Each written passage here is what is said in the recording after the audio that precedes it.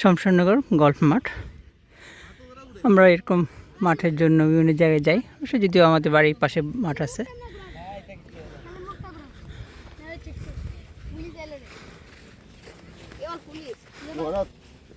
কাশ্মীরের বাইসারান যে মাঠটা ছিল এরকমই, তো ওটা একটু সমতল, উপর থেকে নিচে। এখানে এলো 2-3টা ভাঁজ আছে, এটা আলাদা সৌন্দর্য।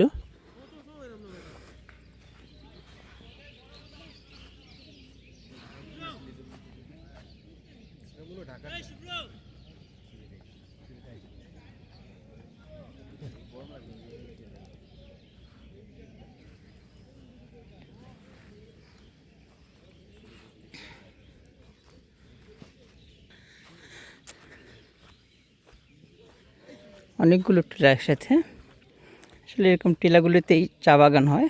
এখানে এই টিলাতে চা বাগান করে নাই, এই হলো আসল কথা।